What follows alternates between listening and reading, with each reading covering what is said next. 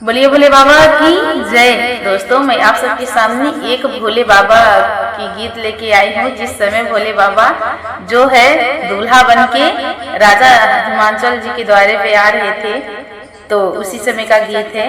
तो मैं प्रस्तुत करने जा रही हूँ, आप लोग सुनिए और आनंद लीजिए। प्यारा प्यारा कमेंट कीजिए, गीत कैसी लगेगी दोस्तों कमेंट में जरूर बताना।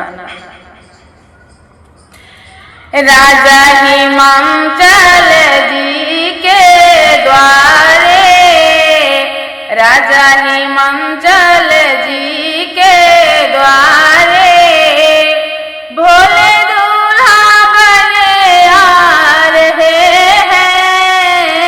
राजा हिमाचल जी के द्वारे भोले दूल्हा बने आ रहे हैं।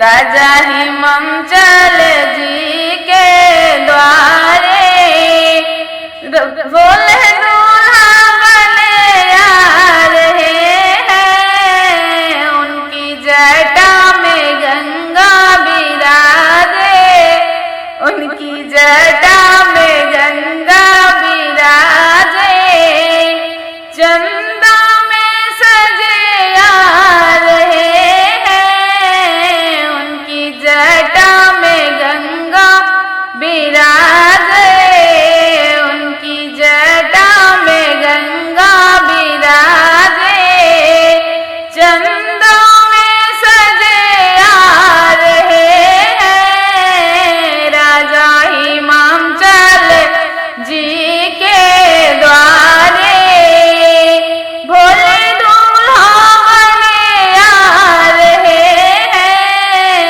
राजा हिमाचल जी के द्वारे भोले दूल्हा बने आ रहे हैं। उनके गालों में सर्पों की माला, उनके गले में सर्पों की माला, बस यहाँ पे चढ़े आ रहे हैं। उनके गलों में सर्पों की माला, बस यहाँ पे चढ़े आ रहे हैं। राजा हिमाचल जी के द्वारे, राजा हिमाचल जी के द्वारे भोले दूल्हा बने आ रहे हैं।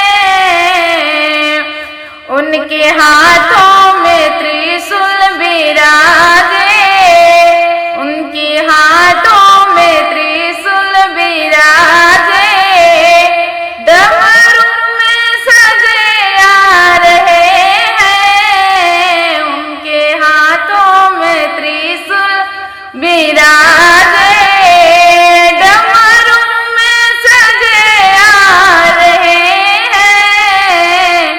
राजा हिमाचल जी के द्वारे, राजा हिमाचल जी के द्वारे भोले दूल्हा बने आ रहे हैं।